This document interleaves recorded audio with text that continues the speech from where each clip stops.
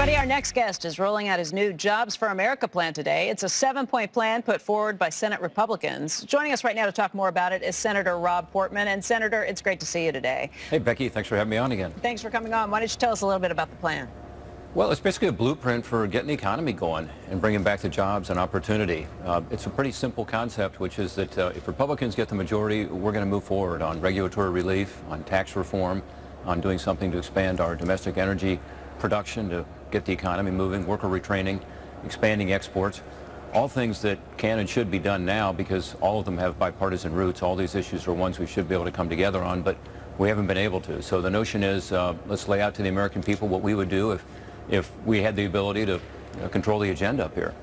You know, looking just around the country, we have seen the unemployment rate start to come down, get closer towards 6.5%. In Ohio, it's still above 7.1%. Why is Ohio struggling more than the rest of the country? Well, Ohio's doing actually a little bit better. Our rate just went down. In fact, we've actually created some jobs in Ohio since the recession.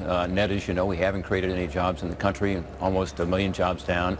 But Becky, the numbers that I look at are the number of people who are working, in other words, the workforce participation rate, which, as you know, is back to the 1970s for all Americans. For men, it's actually at historic lows. In other words, there are fewer men participating in the workforce than we've seen since the 1940s when we started keeping track of this.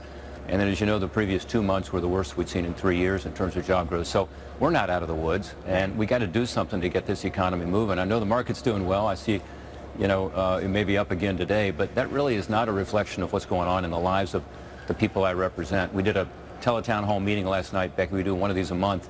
Probably had 25,000 people on the call, and I always ask, what's the top issue? And it always comes back, it's the jobs, and how do you bring back the jobs? And so people are telling me their stories, and a guy whose wife was out of work for 1.5 years, applied to dozens of places, and that's the reality out there, is a lot of people are having a tough time finding work.